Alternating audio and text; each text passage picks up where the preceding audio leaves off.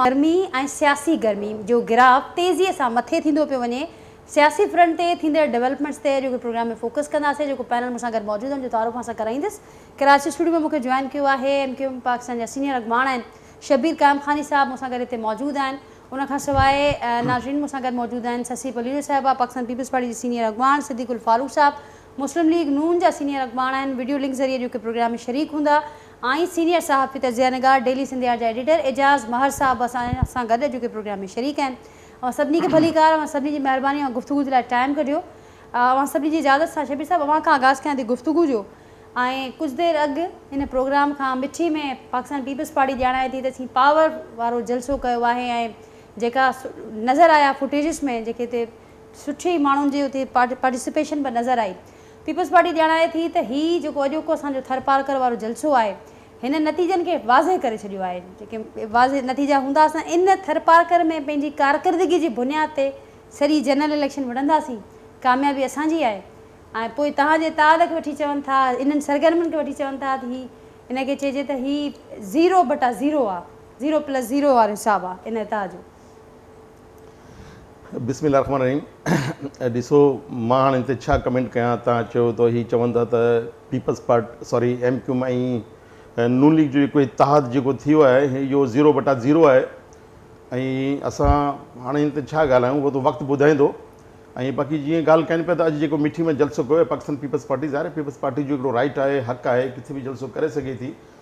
ऐं ॻाल्हि आहे नाजिया पाकिस्तान पीपल्स पार्टी मां ख़ाली मुखालफ़त नथो कयां पीपल्स पार्टी जी, बहरहाल इहा हक़ीक़त आहे त 15 साल पाकिस्तान पीपल्स पार्टी खे मौक़ो मिलियो सिंध जी आवाम जी ख़िदमत करण जे लाइ। पर बदक़िस्मती सां सिंध जी आवाम जा जेका मसइला आहिनि खणी हू शहर जा हुजनि या ॻोठनि बाराड़ी जा हुजनि हू मसइलनि मां घटि मतिलबु कमी न आई आहे, मसइला वधी विया आहिनि।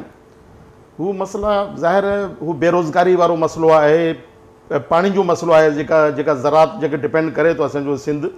ऐं मसइला ई मसइला आहिनि त पीपल्स पार्टी ही 15 साल जेका हुकूमत कई आहे तक़रीबन एतिरा पैसा 22,000 अरब रुपया हिननि ख़र्च कया आहिनि 15 सालनि मां। तव्हां ॾिसो मां ॻाल्हि कयां थो शहर हुजनि बाराड़ी हुजे छा कमु कयो आहे। तव्हां कराची जी तव्हां हालत ॾिसो त कराची जेको रेवेन्यू ॾिए थो 4,000 अरब रुपए जेको रेवेन्यू ॾिए थो हिनखे 40 अरब रुपए मिले थो ख़ैरात मां।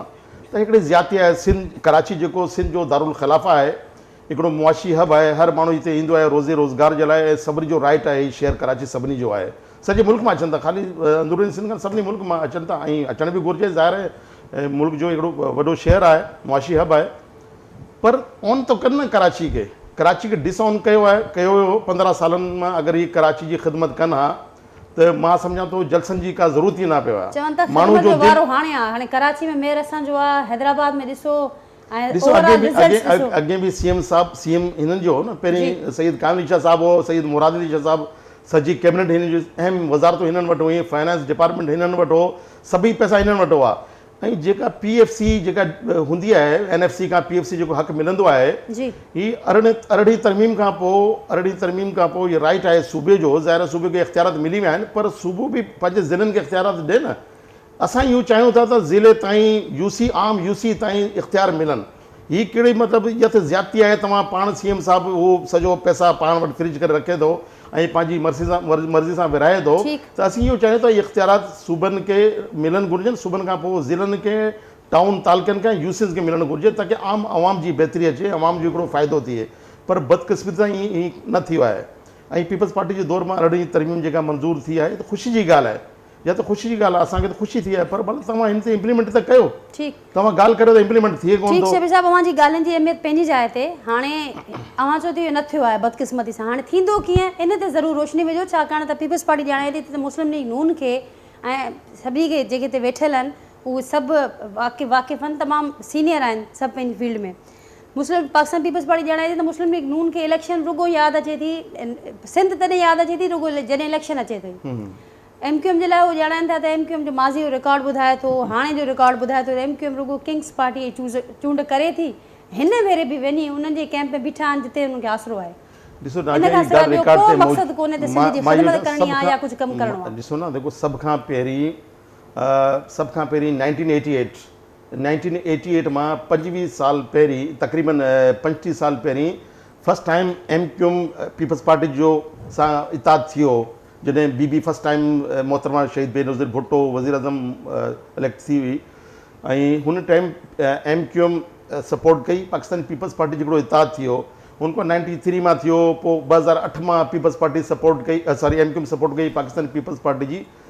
पीपल्स पार्टी हुन ॻाल्हि ते न थी बीहे, हिकिड़ी कमिटमेंट थींदी आहे, हिकिड़ो एग्रीमेंट थींदो आहे, ऐं एग्रीमेंट असां पंहिंजी वज़ारतनि थोरी कंदा आहियूं, असां त चवंदो आवाम जो भलो थी वियो। आवाम खणी कहिड़ी ॿोली ॻाल्हाईंदड़ हुजे, कहिड़े शहर मां रहंदड़ हुजे, जेका ग़रीब आवाम आहिनि, जेका बेरोज़गारी आहे, ॿिया जेका आवाम जा इशूज़ आहिनि, उहो मसइला हल थियनि। पर पाकिस्तानी पीपल्स पार्टी हींअर ॾिसो PGM जे गवर्नमेंट में हींअर बि तव्हां ॾिसो हिकिड़े 27 पॉइंट ते हिकिड़ो एग्रीमेंट थियो, जंहिंमां शहबाज शरीफ़ साहब ऐं मौलाना फज़लुर रहमान साहब सीनियर पॉलिटिशियन, हू बाक़ाइदा हुन में विटनेस हुआ, हुन गारंटी उन में सही कई, पोइ बि पीपल्स पार्टी कोन कयो न MQM जा जेका मसइला, जेका बुनियादी मसइला हुआ, त पीपल्स पार्टी नथी चाहे। पीपल्स पार्टी अगरि ज़ाहिर असां सभु हिते रहूं था, हिते असांखे मञिणो आहे त गुड रिलेशन हुजणु घुरिजे सियासत मां, पर पीपल्स पार्टी अॻिते त वधे न। असां 3-4 भेरे असां पीपल्स पार्टी जो साथ ॾिनो आहे, ऐं हाणे पीपल्स पार्टी भले कुझु बि चवे त हीउ डिलीवर कोन कंदा, तव्हां कहिड़ो डिलीवर कयो 15 सालनि मां, तव्हां त कुझु डिलीवर कोन कयो न। असीं इहो चाहियूं था असां वटि हिकिड़ो दफ़ो इक़्तिदार अहिड़ो अचे जंहिंमां असांखे फुल पावर हुजे, त पोइ असां ॾिसूं था न, जेके जंहिं वटि असां वटि इख़्तियार हुआ कराची मां, परवेज़ मुशर्रफ गवर्नमेंट मां जॾहिं फंड ॾिनो हुयो, त कराची तव्हां ॾिसो, कराची दुनिया जो बहितरीनु शहर थी वियो, हिकिड़ो तेज़ी सां तरक़ी कंदड़। हाणे अॼु कराची तव्हां ॾिसो दुनिया जो 4th नंबर ते वस्तरीन शहर आहे, सिटी आहे, त इहा अलमी आहे न। बाक़ी पैनल सां बि ॻाल्हायूं था शबीर साहब, त हाणे MQM खे उमेद आहे त मुस्लिम लीग नून सां जीअं मां गॾिया हुआ ऐं चूंड तह जूं बि ॻाल्हियूं हलनि पियूं, त हाणे हे फुल इख़्तियार मिलंदा, MQM इहा उमेद रखे पई। ॾिसो असां पंहिंजी असां जेको हींअर ॻाल्हि ॿोल थी आहे, कोई अहिड़ो इतिहाद असांजो कोन थियो आहे, बहरहाल हिननि सां ॻाल्हि ॿोल थी आहे। कल्ह बि चोॾहीं बि आया हुआ, कल्ह बि हिन जो डेलीगेशन आयो हो असां वटि, ऐं असां ॻाल्हि ॿोल हले पई। असीं चाहियूं था इस्लाह थियणु घुरिजे। हीअ हुकूमत थियण सां कुझु फ़ाइदो कोन थींदो। पाकिस्तान खे तक़रीबन 75 ईयर्स थी विया आहिनि तक़रीबन, ऐं पाकिस्तान जा मसइला जेका आवाम जा हल कोन था थियनि। असीं इहो चाहियूं था अहिड़ा इनकलाबी इक़दामात कया वञनि जंहिंमें आवाम जो, मुल्क जो फ़ाइदो थिए, सूबे जो फ़ाइदो थिए। हिन हवाले सां असां ॻाल्हि कई आहे हिननि सां, ऐं ॻाल्हि ॿोल हलनि पियूं। बाक़ाइदा तौर ते जॾहिं एग्रीमेंट मसौदो ठहींदो त पोइ इनशा ताला असां आवाम जे आॾो ऐं मीडिया जे आॾो उनखे रखंदासूं असां आवाम। पर फस्ट ऑफ ऑल असां का मिनिस्ट्री जी ॻाल्हि कोन कई आहे, त असांखे तव्हां एतिरे मिनिस्ट्री ॾियो या कयो, असां बिल्कुलु पेवरली अवामी मुफ़ाद में जंहिंमें मुल्क जी बहितरी। अॼु ॾिसो मुल्क किथे बीठो आहे, अची असांखे शर्म अचे थी। मुल्क जी तव्हां मुइशत ॾिसो, मुल्क जी इकानमी तव्हां ॾिसो, हिन मां वॾो हिकिड़ो मां सम्झो बहरान आहे, उहो आइनी हुजे, माली हुजे, अदालती हुजे, हर क़िस्म जो हिकिड़ो बहरान आहे। असीं चाहियूं था असां नेक रीते सां हिन मुल्क खे हिन बहरान मां कढूं। अहिड़ी पार्टी ठीक है शबीर साहब, इन्हीं ॻाल्हि खे अॻियां वधाईंदा। सिद्दीकुल फारूक साहब आपकी तरफ आऊँगी और मुझे बताइएगा, शबीर साहब ने कहा कि अभी तक मिनिस्ट्रीज़ के हवाले से या जो बाकी मामलात हैं या इलेक्शंस में इत्तेहाद के हवाले से कोई बात नहीं हुई। बातें जो मोस्टली चल रही हैं वो अवामी मुफाद में इत्तेहाद की या अवामी मुफाद में इनकलाबी कदमों की हो रही हैं। ऐसे कौन से इनकलाबी इक़दामात आप सिंध में उठाने जा रहे हैं या जिसकी तैयारी चल रही है, ज़रूर बताइएगा। बिस्मिल्लाहिर्रहमानिर्रहीम। मेरे यहाँ बिजली चली गई है तो आपको वो वीडियो के बावजूद तस्वीर नहीं नज़र आ रही होगी। बिल्कुल आ रही है और हम आपको सुन भी रहे हैं, बिल्कुल क्लियर। जी बात ये है जी कि ये अभी आपके सामने और तमाम आपके नाज़रीन के सामने ये बात रखी है कि पीपल्स पार्टी MQM कभी तामन कभी इख्तिलाफ 88 यानी 35 साल से होता रहा, और पीपल्स पार्टी ने इस दफ़ा लगातार 15 साल से यहाँ हुकूमत की है। 15 साल लगातार, कोई एक दिन भी खाली नहीं गया, और 32,000 अरब रुपए खर्च कर दिए। तो लोग तो फिर पूछते हैं ना कि आपने क्या किया। हम यहाँ आए तो पीपल्स पार्टी के दोस्त नाराज होते हैं। पीपल्स पार्टी की लीडरशिप अगर लाहौर में आके डेरे डाले, पूरे पंजाब में जाएं, जलसे करें, खुशी से करें, उनका अपना सूबा है, हम नाराज नहीं होते। वो कह रहे हैं हम नाराज नहीं हैं, हम सिर्फ ये जानना चाहते हैं कि मुस्लिम लीग नून को सिर्फ इलेक्शन के वक्त ही या उससे पहले इलेक्शन सिंध क्यों याद आता है, वो ये कह रहे हैं। मैं अर्ज करता हूँ जी, हुकूमत आपकी थी, लेकिन नवाज शरीफ साहब ने तो सिंध में जब कहत पड़ा था, वो चीफ मिनिस्टर थे, 88 में उन्होंने गंदम 50,000 टन भेजी। जब वो वज़ीर आज़म बने तो यहाँ डाकू राज था, उन्होंने डाकू राज का कलाकामा किया, दहशतगर्दी ख़त्म की, बड़े बड़े मंसूबे दिए। अब आपका सवाल ये है कि जी अब आपके दरमियान MQM के दरमियान GDA से बात हुई, बिलाशुबा यही जो अभी आपके सामने MQM और GDA के लीडर्स ने, हमारे दोस्तों ने बात रखी है, इससे आपको अंदाज़ा होना चाहिए कि सिंध में मसाइल मुश्किलात किस हद तक है, यही लोग बता रहे हैं। तो बिल्कुल हम ये चाहते हैं कि ये पूरा पाकिस्तान यकसा तरक्की करे, और अगर रब्बुल इज़्ज़त हम पर मेहरबान होते हैं और हमें हुकूमत मिलती है मरकज़ में भी, पंजाब में भी, बलूचिस्तान में भी, और भी किसी सूबे में, तो हम पूरे सूबे, पूरे पाकिस्तान और चारों सूबों में जहाँ तक मुमकिन हो बराबर की तरक्की यहाँ दें, और तमाम अपने सूबाई भाइयों के मसाइल ऐसे तरीके से हल करें। ठीक, यही हमारा मकसद है, और कोई मकसद नहीं। ठीक सिद्दीकुल किसी फारूक को साहब, सियासत से निकालना नहीं, ठीक, किसी इसको को मजीद सियासत से निकालना नहीं।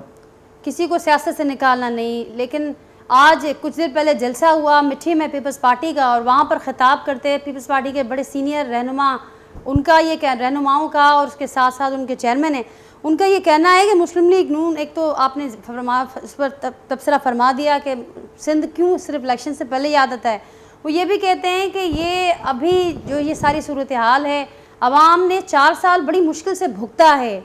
अब अवाम किसी किस्म की किसी साजिश का, किसी सेलेक्टेड राज का ना तो उसको कबूल करेंगे, ना इस वक्त अवाम उस पोजीशन में। और वो उस वक्त जब ये बात हो रही थी तो वो सारा इशारा मुस्लिम लीग नून की जानब था, क्योंकि रहनुमाओं ने ये भी कह दिया आज के वो जो मुल्क वापस आए हैं, जो वतन वापस आए हैं, उनसे कह लें कि वो टिकट भी कटा दें वापसी का, 8 फरवरी के बाद शदीद ज़रूरत पड़ सकती है। ये सियासी बातें कर रहे हैं, और मुझे अफसोस है कि वही पीपल्स पार्टी की लीडरशिप जो ये अभी कल तक हमारे साथ बैठे हुए थे, वजारत ख़ारजा के मज़े उठा रहे थे, अमेरिका और सारी दुनिया के दौरे कर रहे थे, तो वो ये कह रहे थे कि कराची को भी एक शहबाज शरीफ चाहिए। वो ये कह रहे थे बिलावल भुट्टो साहब कि कराची को भी शहबाज शरीफ चाहिए। वो आज ये बातें कर रहे हैं, आज ये भी कह रहे हैं कि उनकी मदद से अगर कोई वज़ीर आज़म बन सकता है तो फिर वो जिनकी मदद से पहले बने, तो वो कह रहे हैं कि जरदारी साहब की मदद से अब वो जियाला भी वज़ीर आज़म ला सकते हैं। मुझे ये बताइए कि जरदारी साहब के पास अगर वोट होते जी, तो वो ज़रूर अपना वज़ीर आज़म बनाते। जरदारी साहब ने तो पंजाब में हमारी हुकूमत ख़त्म करके 2008 में तो वहाँ गवर्नर राज लगा दिया था। आप बताइए, आप क्या उन्होंने गवर्नर राज नहीं लगाया था? क्या उन्होंने मरी में मुआहदा करके उसको तोड़ नहीं दिया था और कहा था कि वादे कौन सा, मुआहदे कुरान और सुन्नत होते हैं, हालांकि वादे कुरान हदीस, हालांकि वादे कुरान में भी और हदीस में भी है कि वादों के बारे में तुमसे क़यामत को पूछा जाएगा कि तुमने वादे पूरे किए हैं या नहीं किए। तो इस तरह की बातें उस वक्त वो करते थे। मैं ये चाहूँगा कि इस तरह की तल्ख बातें न करें। ठीक, हम अगर यहाँ आते हैं जी, तो वेलकम करें, हमारे खिलाफ बातें ना करें, हम उनके खिलाफ बातें नहीं करते। ठीक, वेलकम तो वो कर चुके हैं। ससी पलीजो साहबा ज़रूर ॿुधाए जो सिद्दीकुल फारूक साहब के मां ॿुधो, शबीर साहब के मां ॿुधो, सिंध अंदरि चाहिनि था त इनकलाबी कदम खणण जी ज़रूरत आहे, शदीद तरीन सूरत हाल ख़राबु आहे, ऐं गॾोगॾु सिद्दीकुल फारूक साहब चयो त अहिड़ो छा थियो, तव्हां ॿुधायो त कल्ह ताईं जिन सां गॾु वेठा हो अॼु उन्हनि ख़िलाफ़ु चओ पिया त सिलेक्टेड राज बि आहिनि, साज़िश वारो एलिमेंट बि अव्हांखे नज़र अचे पियो पीपल्स पार्टी खे इहो बि नज़र अचे पियो त ही जेको कुझु थिए पियो पीपल्स पार्टी खे सोढ़ो करण जे लाइ थिए पियो, ही इनखे कीअं एक्सप्लेन कंदो, पीपल्स पार्टी खे ईअं छो पियो लॻे हाणे? ताजिया उम्मीद त मूंखे थोरो मौक़ो ॾींदा असांजे करे ॿिनी पैनलिस्ट जेको आहे डिटेल में ॻाल्हि रखी आहे। जी, सबसे पहले तो सिद्दीकुल फारूक साहब को मैं सलाम भी करती हूँ, और ये भी कि वो सीनियर क़यादत हैं। जब नून लीग की खुद लीडरशिप नहीं थी तो ये ही थे जो सिंध के भी दौरे कर रहे थे, जगह जगह जा रहे थे, और जो वफादार साथी जब भी जहाँ खड़े होते हैं पार्टी के साथ उनके लिए इज्जत है। हाँ, मौक़िफ़ उनका अपना है जिस पर बात की जा सकती है, जवाब दिया जा सकता है। बिल्कुल वेलकम करते हैं जी। हमने तो पहले ही दिन से कहा है कि ठीक है, नून लीग जो है आए, उनको वैसे भी आना चाहिए, और हम न खुफसदा हैं, न पहले थे, न अभी हैं, उनके साथ ज़रूर इत्तेहादी भी रहे हैं। पर हाणे मसलो इहो आहे जो जेका अॼु चेयरमैन बिलावल साहब पहिरीं ॻाल्हि त जलसो जेको थियो तमामु शानदार थियो, ऐं पार्टी लीडरशिप खे मुबारकबाद ॾियां थी, ख़ासि करे थरपारकर जे माण्हुनि खे ॾियारी जो मौक़ो आहे, ऐं तव्हांजे तवज्जो सां जेके पाकिस्तान में सिंध समेत पूरे पाकिस्तान में दुनिया में बल्कि जेके हिंदू भाइर भेनरूं आहिनि, ॾियारी जूं मुबारकूं दिलि जी गहराई सां उन्हनि खे वाधायूं पंहिंजे हुन जूं जेको रोशनी जो ॾिणु मल्हाइनि था। ऐं KTN त हमेशह हुन में साथ ॾींदी रहे थी मज़हबी हमायंगी जे हवाले सां। मुझे ख्याल में मैं बीच पे कोशिश करूंगी कि उर्दू में भी बात करूं ताकि वी कैन अंडरस्टैंड दैट। 115 साथियों ने कहा अभी बात करते हुए कि पैनलिस्ट ने कि 15 सालों से पीपल्स पार्टी ने हुकूमत की है सिंध में।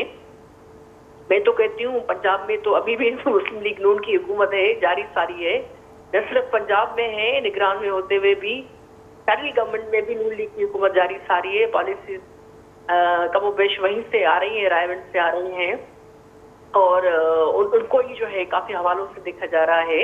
अब रिजल्ट ओरिएंटेड कितनी होती हैं नहीं होती वो अलग बात है, लेकिन बात यह है कि पाकिस्तान पीपल्स पार्टी ने हतल इम्कान कोशिश की है, और अभी उनकी जरूर गवर्नेंस और खास तौर पर सिंध में इश्यूज रहे हैं, चैलेंजेस रहे हैं। सबसे ज्यादा पानी का रहा है, जो अभी भी हमारी ख्वाहिश मुतालबा डिमांड यही रही है कि नहीं, कोई गैर कानूनी गैर आईनी कट कैनाल कोई ऐसा नहीं होना चाहिए जो सिंध का पानी न रोका जाए।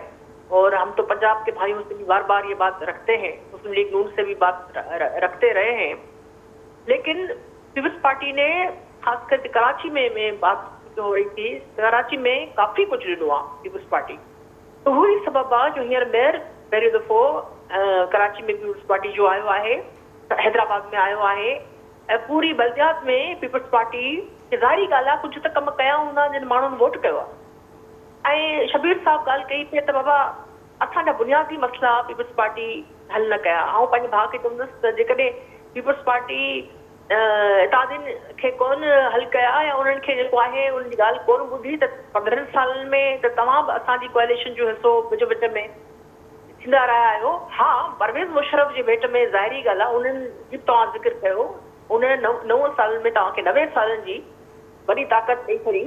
ऐं उन खां पोइ नून लीग ई जेका उन्हनि जी हीअ इत्तेहादी आहे, उन्हनि ई जेका पॉलिटिकल पार्टीज़ पंहिंजे इदारनि सां गॾिजी ऑपरेशन कया, छो त इहा ॻाल्हि obviously everybody wants to make it very clear loudly कि दहशतगर्दी लाइ को बि जॻह न आहे पाकिस्तान में। ऐं इहे ई सबब आहे जो अॼु शबीर साहब वेठा आहिनि त उहे लिखनि था MQM पाकिस्तान। उन वक़्त जी जेका सूरत हाल हुई त पोइ उन वक़्त जो ज़िक्र न कनि, उहो मुशर्रफ जो बि ज़िक्र न कनि। उन वक़्त जेका हुननि जी क़यादत हुई, उन वक़्त छा सूरत हाल हुई, ऐं सिंध में जेका अॼु बिलावल भुट्टो ज़रदारी साहब चयो त जेको असांखे तफ़रीक़े जी ऐं उभराईंदड़ सियासत मिली आहे उनखे असीं यकजा करणु चाहियूं था, असीं वधीक डिवीजन नथा चाहियूं। उहा त वधि में वधि MQM ॾिनी, वधि में वधि जेका आहे उहा नफ़रत वारी फ़ज़ा ऐं उहो माहौल ठाहियो जंहिंमें सिंधी उर्दू भाइर जेके आहिनि उन्हनि जी दिलि में कुझु रुतूं आयूं। ऐं हींअर बि जेको आहे रूरल एरियाज़ में उहा फ्रस्ट्रेशन ॾिसूं था। हिते शहरनि में त पाण इलाही मसला पीपल्स पार्टी हल कया आहिनि, ऐं ॿी जेका का पार्टी मथे अचे थी, नून लीग अचे थी, ॿिया अचे थी, कोशिश बसि थियूं, पर पीपल्स पार्टी हींअर मेगा प्रोजेक्ट सां घणा। पर सची साहिबा कॉम्पिटिशन जॾहिं पैदा थिए थो किथे त पोइ इहो ॾिठो वेंदो आहे त कॉम्पिटिशन खां पोइ अञा कारकर्दगी ते वधीक फ़र्क़ु पवंदो आहे, ऐं कारकर्दगी सुठे पॉज़िटिव साइड ॾांहुं अॻियां वधंदी आहे। पोइ हीअ ॼाणाइनि था त नाराज़ छो थी थिए पीपल्स पार्टी, जेकॾहिं असीं के इत्तेहाद कयूं था, पाण में वहकूं कयूं था, हिकु पासे भलीकार ॿिए पासे नाराज़गी, नादिया जेकॾहिं असांखे मुशरफ सां कंपेयर न कयो वञे न, उन त पाकिस्तान खे जेको जंहिं नमूने सां धसियो ऐं कराची जी जेका सूरताल थी ऐं कहिड़े माण्हुनि जे मथे ते हुनजो हथु रखियो, उहो पोइ उहो ॻाल्हि न थिए।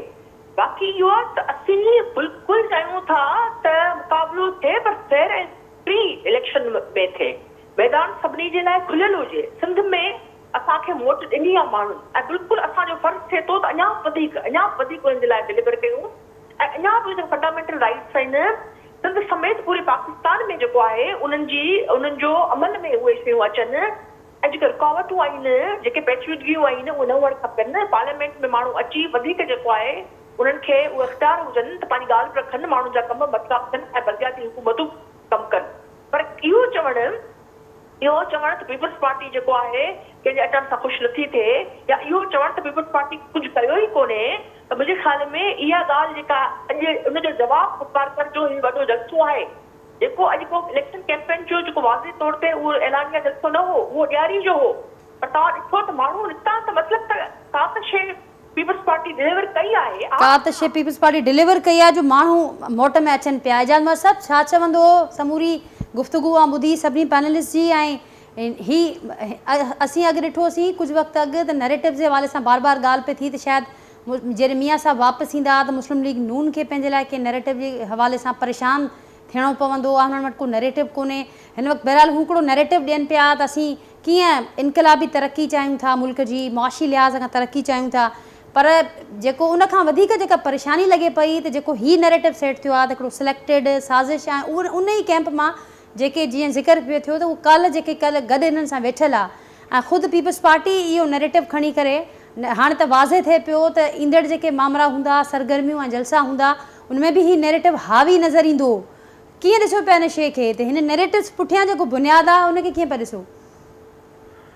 ॾिसो कुझु वक़्तु अॻु जेकॾहिं ॾिठो वञे त जहिड़े तरीक़े सां बिलावल साहिबु अॼु मिठी वारे जलसे में ॻाल्हि बि कई त आसिफ अली ज़रदारी साहिबु जेको आहे त शहबाज़ शरीफ़ खे वज़ीर आज़म ठाहियो। ज़ाहिर आहे भाई उहो तव्हांजो एग्रीमेंट थियल आहे COD में त जेका अक्सरियती जमात हूंदी उनखे ई इक़्तिदार मिलंदो, ॿियो हुनजो भाईवारी हूंदी, त उन बुनियाद ते तव्हां सपोर्ट कयो उनखे। ऐं शहबाज़ शरीफ़ जेको आहे त उहा जेका तोड़ जोड़ हुई, नो कॉन्फिडेंस वारो सॼो मामिलो, त उन महिल जेको आहे एस्टेब्लिशमेंट जे जेको आहे त आशीर्वाद पीपल्स पार्टी खे वधीक हुयो।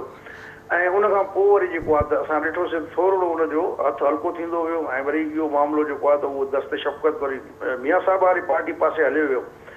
त इन मां हिकिड़ी ॻाल्हि त इहा तइ थी त जेका बि सियासी जमातूं आहिनि, इहे जेके चवनि थियूं त असांखे लेवल प्लेइंग फील्ड मिले, मेरिट मिले, सभिनी खे ख़बर आहे त फ़ैसिलो किथे थींदो आहे ऐं फ़ैसिलो करण वारियूं धुरियूं कहिड़ियूं आहिनि, ऐं कंहिंखे खटाइणो आहे, कंहिंखे हाराइणो आहे, इहो फ़ैसिलो बि आवाम कोन्हे कंदो। इहो फ़ैसिलो बि जेको आहे उहे कुझु मुख़्तलिफ़ सगारियूं धुरियूं कंदियूं आहिनि। त हिन मसइलो हिते इहो जेको आहे त लेवल प्लेइंग फील्ड जी बज़ाहिर ॻाल्हि हर को करे थो, पर हर कंहिंजो ईमान इन ॻाल्हि में आहे, यकीन इन ॻाल्हि ते आहे त असांखे जेको आहे आशीर्वाद उतां केतिरो थो मिले, असांखे असल में त उन्हनि खे ओॾे जी पुकार आहे। तो जेका हिकिड़ी रियलिटी ऐं बदकिस्मतीअ मां सम्झां थो त हिन मुल्क में सियासत में चवनि था त असांजो वास्तो कोन्हे ऐं हाणे अमल दख़ल न हूंदो, मुदाख़लत न हूंदी, पर उहे शयूं वाज़े तौर ते नज़र अचनि थियूं। जीअं PTI वारो जेको ड्रॉप सीन थियो, उन मामले में हर को सियासत न हथु खणंदो थो वञे, ऐं त उन में सियासी मुदाख़लत त लॻे थी।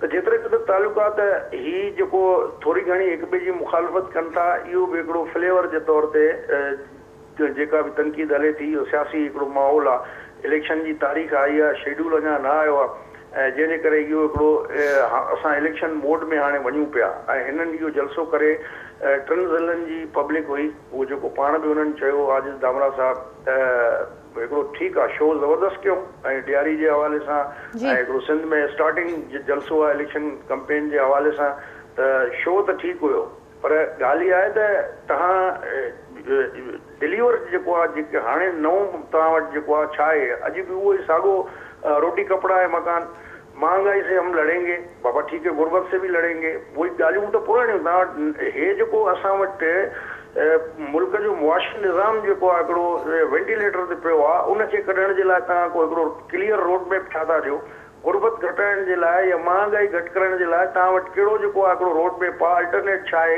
उन ते न, पर उहे साॻियूं ॻाल्हियूं जेको आहे वेग तरीक़े जूं उहे साॻियूं वर्जायूं थियूं वञनि पियूं ऐं कंहिं बि पार्टी वटि उन हवाले सां को हिकिड़ो क्लियर रोड मैप न आहे जंहिंमें हिकिड़ो ॾिसजे त बाबा हा वाकई हिननि वटि जेको आहे हिकिड़ो प्रोग्राम आहे। बाक़ी MQM जेतिरो अरसो मुंहिंजो ख़्यालु आहे त का बि अहिड़ी हुकूमत न रही आहे सिंध में जंहिंजी MQM इत्तेहादी न रही हुजे, त उहो चाहे डेमोक्रेटिक गवर्नमेंट हुजे चाहे डिक्टेटरशिप हुजे।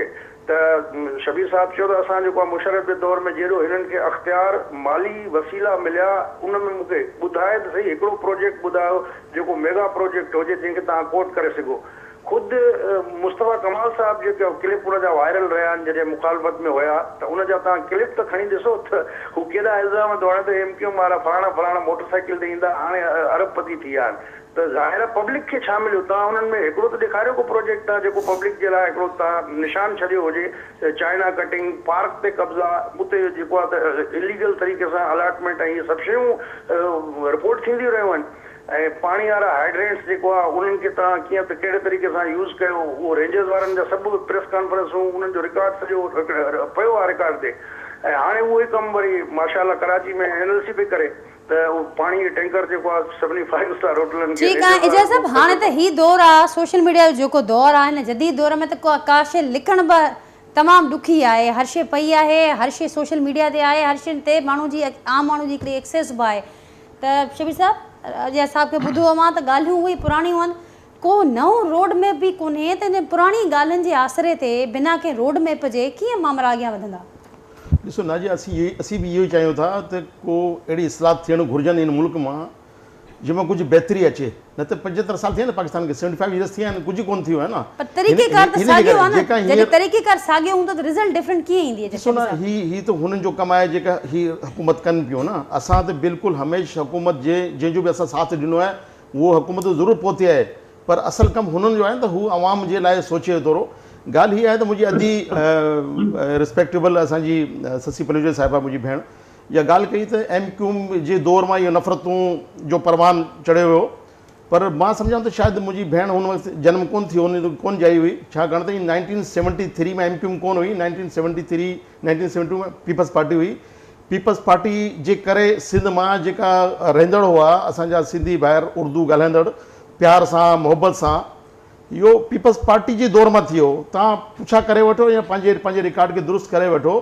हीअ लसानी फ़साद जेका थी आहे, जेका सिंध मां माइग्रेशन थी, लाड़काने मां परे खां थी, उहा 1973 मां थी। हींअर तव्हां ॾिसो पाकिस्तान पीपल्स पार्टी जे दौर मां कोटा सिस्टम कंहिं सूबे मां न आहे। कोटा सिस्टम जे करे अॼु ताईं 50 साल थिया आहिनि। कोटा सिस्टम में तव्हां मेरिट जो क़तनाम थी वियो अथव न। जेको मेरिट आहे, जेको हक़ आहे, केर बि हुजे, कहिड़ी ॿोली ॻाल्हाईंदड़ हुजे, कहिड़े मज़हब सां जो तालुक़ु हुजे, जेको अहल आहे, जेको क़ाबिल आहे, हुनखे एलिजिबल आहे, हुनखे अचणु घुरिजे। पर तव्हां ही क़तनाम कयो मेरिट खे, अॼु ताईं उहो हले पियो। ठीकु आहे न। ॾिसो न ही ज़्यातियूं पीपल्स पार्टी जे दौर मां थी, नफ़रतूं जेको जनम वरितियूं उहो पीपल्स पार्टी जे दौर मां थियो। MQM त पीपल्स पार्टी जी ज़्यातियुनि जे करे त MQM जो क़याम अमल में वजूदु आयो। 1984 मां अगरि हीअ ज़्यातियूं न कयूं वञूं हा त मां सम्झां थो MQM जी ज़रूरत न अचणु घुरिजे, MQM जो क़याम जी। बहरहाल इहा ॻाल्हि हाणे त ही माज़ी जो किसो थी वियो, हिसो थी वियो। हाणे असांजे इल्ज़ाम तराशी असां कयो, पर हक़ीक़त जॾहिं ही पार्टी जी जॾहिं माण्हू डिवाइडेड हुआ त ख़ुदि उहे बयान उहे प्रेस कॉन्फ्रेंस ते पई हुई। मां इहो चवां थो न, हाणे मां इहा ॻाल्हि कोन थो करणु चाहियां, पर इहा अदी मुंहिंजी ॻाल्हि कई आहे त हिन जे करे मां थोरी यादि जे लाइ। बाक़ी ॿी ॻाल्हि जेको मेयर साहब जेका ॻाल्हि कई आहे एजाज़ साहब, ॾिसो न असीं ईअं कोन था चऊं, मां एयर चवां थो असीं को फ़रिश्ता आहियूं। असीं इंसान ग़लती थी सघे थी, माज़ी में बि ग़लती थी बि हूंदी, पर ॾिसो हाणे हींअर जेका MQM आहे ऐं हिन MQM ज़ाहिर असां त हुन MQM मां पंहिंजी ॻाल्हि कयां थो, उहा मां हुन टाइम ते मां MPA थियो ऐं जिते मुंहिंजो पंहिंजो वोट कोन हो। मां तक़रीबन 8 वज़ारतूं वोट रहियूं 5 साल, त ही हुन MQM जो कमाल हो। पर अगरि उहा MQM सुठी हुजे हा त असां छो असां चरिया आहियूं जो हिन MQM खां असां चरियो आहे। ॻाल्हि हीअ आहे त उहो रस्तो ग़लति हो। हिन जे करे हाणे MQM पाकिस्तान हिते मौजूदु आहे। असां ही बाक़ाइदा तौर ते बग़ावत कई आहे, हिकिड़े निज़ाम सां असां फाइट कई आहे। अॼु अलाह जो शुक्र आहे हिन सूबे मां असां कोन था चऊं नफ़रत जेका थी हुई माज़ी मां ख़दा करे उहो नफ़रतूं ख़तमु थियनि। ठीकु आहे न। माज़ी में छा थियो असां उन ॻाल्हि खे असां न करणु घुरिजनि। हिन जे करे त ॾिसण वारा व्यूअर्स आहिनि उहा ॻाल्हि असां रिकॉल कराईंदासीं उन्हनि सभिनी खे त इहा ॻाल्हि हमेशह ख़तमु कोन थींदी।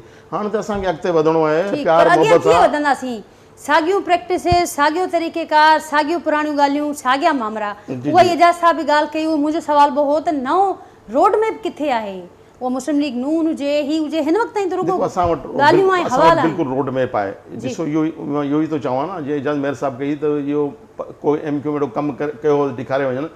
ॾिसो ही मां ॻाल्हि इहो कयां त एजाज़ ॿुधे पियो, मुस्तफ़ा कमाल साहब जे दौर मां बहितरीनु कमु कराची मां थिया तेज़ी सां। मां चयो न, मां कोन थो चवां न, ही बाक़ाइदा तौर ते अमेरिका में मुस्तफ़ा कमाल खे घुरायो वियो ऐं मुस्तफ़ा कमाल खे अवॉर्ड ॾिनो वियो त ही वस्तरीन शहर हो कराची, पर तेज़ी सां तरक़ी छाजे करे कई? हिन जे करे हिकिड़े डायनेमिक लीडर हो मुस्तफ़ा कमाल, ऐं हिननि बाक़ाइदा पाण बि राति जो बीहंदो हो ऐं सुबुह ताईं बीह कमु उन्हनि कमु करायो। ऐं माण्हू जेका हुन वक़्तु MQ जा जेका मुख़ालिफ़ हुआ ऐं हुन वक़्तु जो जेको चीफ जस्टिस हो इफ़्तिख़ार चौधरी, हुन चयो त मुस्तफ़ा कमाल जहिड़ो उहो हुजणु घुरिजे नाज़िम। त छाजे करे? हिन जे करे त माण्हू जेको इज़त कमाईंदो आहे उहो पंहिंजे किरदार सां, पंहिंजे विजन सां, पंहिंजे कम सां, पंहिंजी महिनत सां। ऐं महिनत न लिखंदी आहे त मुस्तफ़ा कमाल कमु कई। लाहौर वारा माण्हू चवंदा यार मुस्तफ़ा कमाल असांखे 2-4 महीने जे लाइ असांखे मोकिलियो। असांखे तव्हां ॻाल्हियुनि ते बिल्कुलु यकीन आहे, पर ख़ुदि जेके मुस्तफ़ा कमाल साहब ॻाल्हियूं कयूं, हाणे उन्हनि खे असीं किथे रखूं? एजाज़ साहब बि उहा ॻाल्हि कई त उन्हनि खे हाणे किथे स्पेस ॾिजे, छो की इन समूरे दौरनि जे हवाले सां मुस्तफ़ा साहब पंहिंजी राय रखी मुख़्तलिफ़ वक्तनि ते। सिद्दीक़ुल फारूक साहब, आप क्या इसमें ऐड करना चाहेंगे और फिर ज़रूर इस पर रोशनी फरमाएं कि ये सारी बातें ठीक चलें, आवाम के लिए कुछ करने का मुस्लिम लीग नून भी सोच रही है, शबीर साहब ने कहा कि हम भी सोच रहे हैं कि अब रियलाइजेशन भी हो चुकी, अब बहुत कुछ हो चुका, सब देख लिया, अब आगे बढ़ना है। आगे बढ़ने की सोच के साथ हम मिल रहे हैं, राब्ते रवाबित सारे हो रहे हैं मामलात, लेकिन ये आगे कैसे बढ़ेंगे? कोई नया कोई रोड मैप, क्या सिर्फ तंजीमी ढांचे में तब्दीली से आप समझते हैं कि डिफरेंट रिजल्ट सामने आ जाएंगे? देखिए, आगे तो बाहमी रजामंदी से, बाहमी ताउन से पढ़ा जाता है। और आप रोड मैप दूसरी तीसरी दफ़ा आप पूछ रही हैं जी। रोड मैप हम दोनों या जितने भी हम मिलकर चलने वाले लोग होंगे उनके मंशूर में मौजूद होगा। फिर उसके अलावा भी हम बैठ के एक जो कौमी प्रोग्राम होगा वो बनाने वाले हैं, वो आपके सामने आ जाएगा जल्दी, उस पर काम हो। वो ये ऐसा नहीं है कि मैं आपके प्रोग्राम में ही वो न्यूज़ ब्रेक कर दूँ या मैं करने की पोजीशन में, वो आ जाएगा, सबको बैक वक्त दे दिया जाएगा। मैं 1-2 बातें बड़ी ज़रूरी जो है उनका जवाब दे दूँ कि हमारे पहले तो मैं ससी पलीजो साहब ने वो दौर याद दिलाया जिस दौर में मैं मियाँ साहब बाहर थे और एक वक्त आके जरदारी साहब भी बाहर रहे, बेनज़ीर शहीद भी बाहर रही।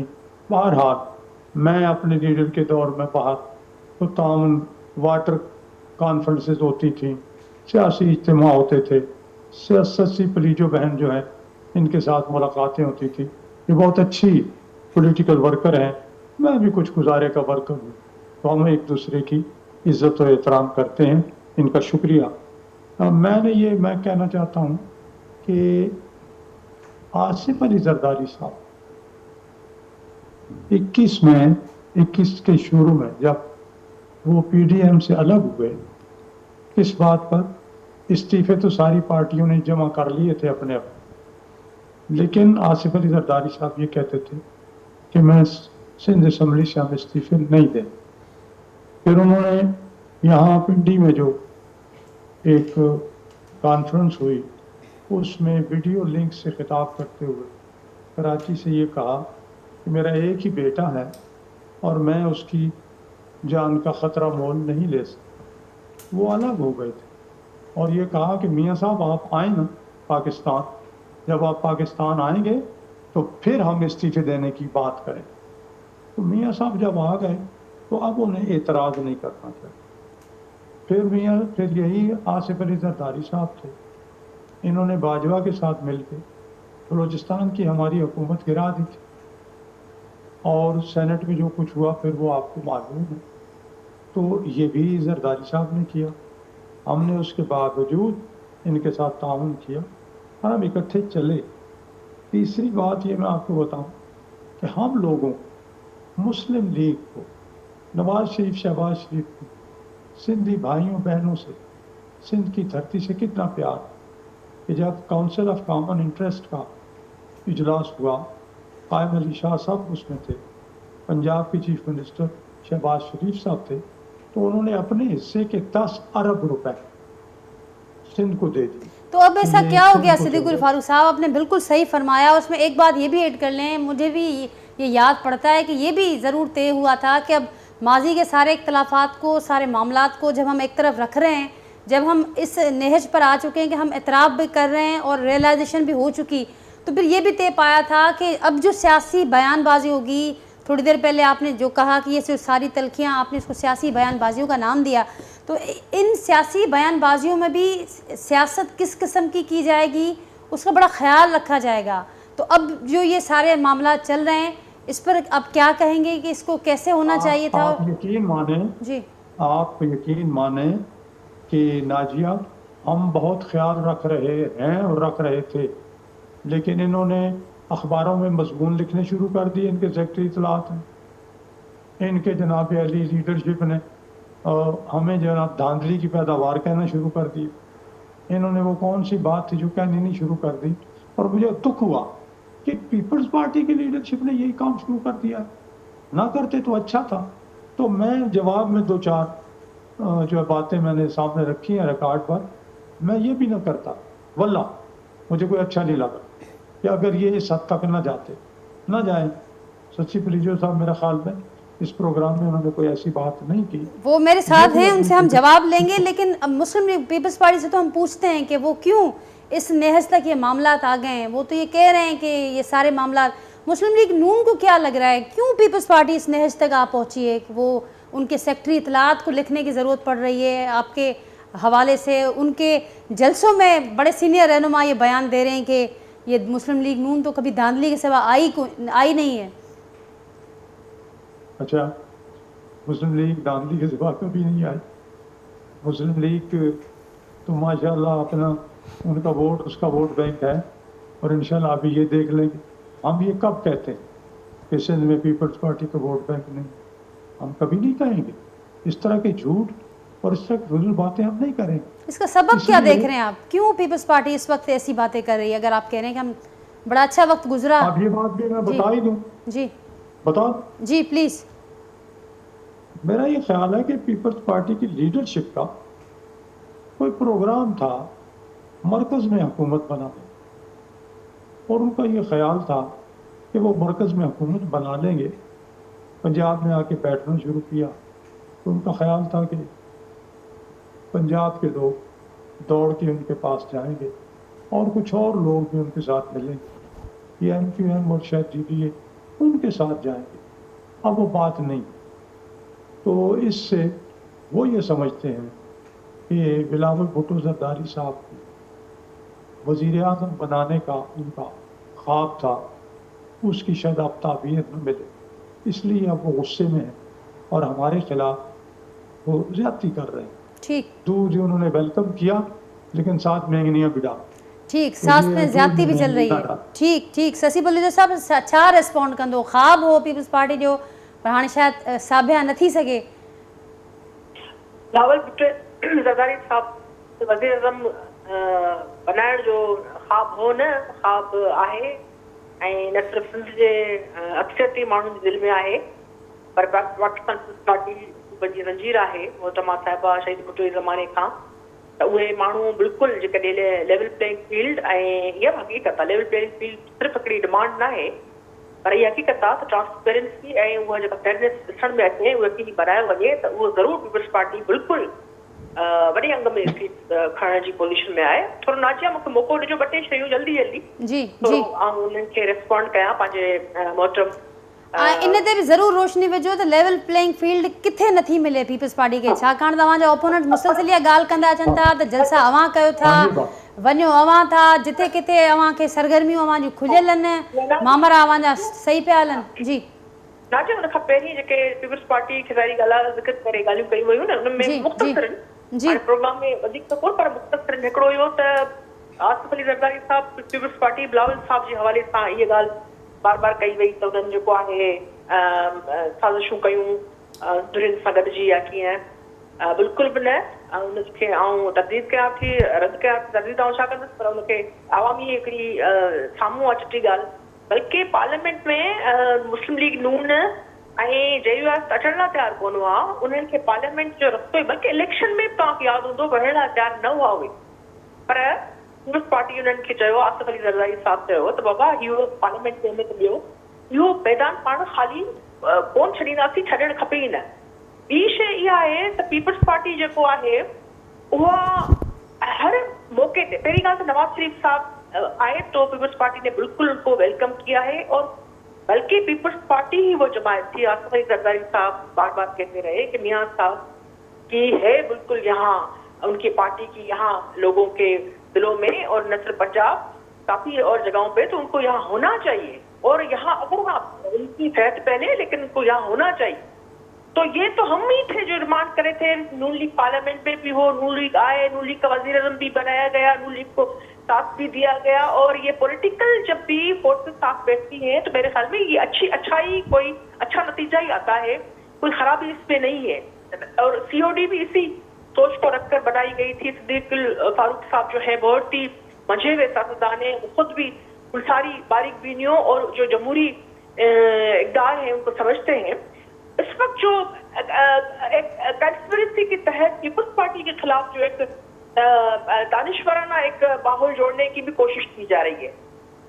टेक्निकल और कैबिनेट से तो वहाँ एक लेवल प्लेइंग फील्ड को रोका जा रहा है निगरानों की तरफ से, जिसमें नून लीग का उसमें बिल्कुल लोग बैठे हैं। लेकिन इसमें इरफान सिद्दीकी साहब जैसे लोगों के आप आर्टिकल्स देखते हैं, उन्हनि में छा आहे, उन्हनि में इहो शयूं आहिनि। पीपल्स पार्टी जे वधि में वधि शहादतूं ॾिनियूं, तकलीफ़ूं काढियूं, जंहिं जमहूरी माहौल पैदा कयो। पहिरियों दफ़ो 25 साल के हुकूमत आसिफ अली ज़रदारी साहब उहो माहौल ठाहियो त पूरो करे सघियो, ऐं अरिड़हीं तरमीम जहिड़ी शयूं ज़बरदस्त आयूं। ऐं उन खे जेको आहे हिननि हिकिड़ो आर्टिकल्स ज़रिए ऐं हिकिड़ी प्रोपेगेंडा ज़रिए इहो मुस्लिम लीग नून पूरी तरह थी चवां, पर जेके इरफान सिद्दीकी साहब जहिड़ा गैर सियासी माण्हू आहिनि हूअं असांखे उन लाइ एतिराम आहे, पर जिस तरीके से the way he has expressed his views against People's Party and the kind of diction he has used in those particular articles, I think that must be condemned in each and every way. Pakistan Peoples Party वाहिद जमात है जी जमहूरियत लाइ ऐं सम्झा इलाही हुन में उणायूं थी सघनि थियूं, इलाही शयूं असां ग़लति में करणु खपे, पर जमहूरी तरीक़े सां पाकिस्तान पीपल्स पार्टी कुर्बानियूं ॾिनियूं आहिनि। पाकिस्तान खे बचाइण लाइ वधि में वधि उनजो रोल रहियो आहे, पार्लियामेंट खे मज़बूत करण लाइ उहो रोल रहियो आहे, आइन जी सफ़ाई सुथराई वारो कयो आहे। ठीक से सभु पॉइंट टेकन आहे, मूं वटि टाइम घटि आहे त मां कोई सभिनी खां उनजो रिस्पॉन्स वठंदसि। एजाज़ साहब पहिरियां अवां ज़रूरु एड करणु चाहियो हुन में कुझु? बिल्कुल शशि साहिबा जेका ॻाल्हि कई जमहूरियत जे हवाले सां, त नो डाउट कि पीपल्स पार्टीअ जूं उन सिलसिले में कुर्बानियूं आहिनि, पर ॻाल्हि इहा आहे त असांखे ॾिसणो इहो आहे त हिन 75 सालनि में जेका असां वटि जमहूरियत जो तरीक़ेकार रहियो आहे, या सिर्फ़ु जमहूरियत जो मक़सदु इहो न आहे त पार्लियामेंट अचे तव्हां उहो सिस्टम जमहूरियत वारो जमहूर जे लाइ केतिरो फ़ाइदेमंद रहियो आहे। त मां सम्झां थो त उन पासे कमु सभिनी पार्टियुनि घटि कयो आहे, ऐं जेका ही पाकिस्तान में जमहूरियत रही आहे इहा अवाम खे फ़ाइदो ॾियण वारी जमहूरियत पंहिंजो पाण खे साबित न करे सघी आहे। त जेसिताईं इन जमहूरी अमल जो जमहूरी निज़ाम जो जेको वंड आम माण्हू खे न मिलंदो, आम माण्हू खे फ़ाइदो न थींदो, त बाक़ी त इहा हिकिड़ी क़िस्म जी एक्सरसाइज़ आहे। जीअं मूं अॻु में बि चयो त इहा बदकिस्मती आहे हिन मुल्क जी, त वॾियूं सियासी पार्टियुनि में इहा मुक़ाबिलो थो हले त असां एस्टेब्लिशमेंट जी आशीर्वाद जेको आहे केतिरी वधीक था हासिल करे सघूं, बजाए इन जे जो असां अवाम ॾे या जमहूर ॾे पंहिंजो लाड़ो रखूं। त इहा बदकिस्मती इहा बि आहे हिन मुल्क जी, त हिन मुल्क में फ़ैसिला जेके आहिनि त उहो अवाम न पर किथे ॿिए हंधि थींदा आहिनि। त इहा बि हिकिड़े क़िस्म जी मां सम्झां थो त इहा ज़िम्मेवारी आहे सियासी जमातुनि जी, त उहे ताक़त जो अवाम खे सरचश्मो त चवनि था पर वाजहाइनि कंहिं ॿिए पासे था। त असांखे अहिड़ो हिकिड़ो सभिनी सियासी धुरियुनि जी इहा ज़िम्मेवारी आहे त उहे पाण में जेकॾहिं गॾिजनि ऐं COD जो जेको अनफिनिश एजेंडा आहे, ट्रुथ एंड रिकंसिलेशन कमीशन ठाहियो, कॉन्स्टिट्यूशनल कोर्ट ठाहियो, ऐं हिकिड़ो एहतसाब जो वाज़े निज़ाम हुजणु घुरिजे, कानून हुजणु घुरिजे जंहिंमें जज, जर्नल, जर्नलिस्ट सभिनी जो हिकु जहिड़ो एहतसाब थिए। रुॻो सियासतदाननि जो जेको आहे उहो कंधवरी ते न हुजणु घुरिजे। ऐं जेसिताईं इन्हनि पासनि ते इहे तव्हां इंस्टीट्यूशनलाइज़ न कंदो शयुनि खे, तेसिताईं इहो निज़ाम बेकारी आहे, बसि इक़्तिदार जा मज़ा माणण लाइ त आहिनि, पर उन जनरल पब्लिक खे कुझु न मिलंदो। ठीकु, शबीर साहब कोई तव्हांजो कमेंट? बसि मां हाणे छा कमेंट कयां, प्रोग्राम तव्हांजो ख़तमु थियण वारो आहे। बसि मां तव्हांजे चैनल जे तवसुस सां मां सिंधी ग़रीब आवाम खे मां अपील थो कयां त महिरबानी करे हिन भेरे तव्हां नारनि में न अचिजो ऐं पंहिंजी जेका सिलेक्शन जेका इलेक्शन मां जेको तव्हां कंदा उहो सोचे सम्झे तव्हां वोट ॾींदो आवाम। ठीक है, सिद्दीकुल फारूक साहब। मैं ये कहूँगा कि हमें सियासत में शाइस्तगी को हाथ से नहीं जाने देना चाहिए। हम पाकिस्तानी हैं सब, हमने ही पाकिस्तान को अल्लाह के फजल करम से मुश्किलात से निकालना है। इंतखाबात के बाद हो सकता है हम और पीपल्स पार्टी फिर इकट्ठे बैठें इस मुल्क की खातिर। इसलिए शाइस्तगी बेहतर है। और दूसरा ये ज़रूर बताया करें कि आपको किस शोबे में कहाँ लेवल प्लेइंग फील्ड नहीं मिल रहा, तो मुकदमे बन रहे हैं, कोई अगवा हो रहे हैं, या कोई आपको किसी सूबे में दाखिल नहीं होने दिया जा रहा। अगर ऐसा कुछ नहीं है तो फिर लेवल प्लेइंग फील्ड है, आप पाकिस्तान में जहाँ मर्जी जाए। अभी उन्होंने जिक्र किया सची साहबा ने कुछ टेक्निकल और इंटेलेक्चुअल बुनियादों का। मेरे पास टाइम ख़त्म प्रोग्राम का हो रहा है। सची साहबा वहाँ कुछ ऐड कंदो हुन में? जी रेस्पॉन्ड कंदो। हाँ, लेवल प्लेइंग फील्ड जे हवाले सां हर शइ आवाम पाण ॾिसे पई। उन में जलसा करणु चाहिनि था, उन में केॾी डिस्करेजमेंट आहे। जेके माण्हू पॉलिटिकल आहिनि, जेके कंहिं शइ में कोन आहिनि, उन्हनि जे लाइ बद पकड़ वठ पकड़ उन्हनि जे ख़िलाफ़ मार आ रहियूं। पंजाब में सिर्फ़ हिकिड़ी धुर न आहे, पंजाब में मल्टीपल धुरियूं आहिनि। जेके वॾियूं पार्टियूं आहिनि, पीपल्स पार्टी बि उन्हनि मां आहे, उन्हनि खे बिल्कुलु रोकायो। वरी आख़िरी ॻाल्हि कंदसि त निज़ाम अञा ओड़ो न आहे कि हर हंधि इंसाफ़ ऐं बराबरी हुजे। उन अवाम खे जेको आख़िरी तव्हां चओ त ॻाल्हि कजे त वोटर्स असांजा माण्हू पहिरीं इंसान आहिनि, उन्हनि जा फंडामेंटल राइट्स सेकेंड निगरान हुजनि या ॿियूं वॾियूं पार्टीज़ हुजनि, उन्हनि खे करणियूं पवंदियूं। ऐं हर धुर खे पॉलिटिकल या नॉन पॉलिटिकल उन्हनि खे अहिड़ो निज़ाम आणणो पवंदो आख़िर में ई। बिल्कुलु उन कोशिशि त असांखे ई करणियूं पवंदियूं, सियासतदाननि खे ई करणियूं पवंदियूं वधि में वधि। पर वधीक उन्हनि ते ई माण्हू एतमाद मुंहिंजे ख़्याल में करणु उन्हनि चाहींदा या हाणे करणु खपे बि। जेकॾहिं पंहिंजी उहे सियासी पार्टियूं बि जेको आहे राह उहे रखनि थियूं। ठीक सची साहिबा, प्रोग्राम जो वक्त पूरो थी वियो आहे। मुंहिंजी वॾी महिरबानी। मां गुफ्तगू में शरीक थिया सिद्दीकुल फारूक साहब, शबीर कायम खानी साहब, एजाज़ महर साहब। मुंहिंजी वॾी महिरबानी नाज़रीन।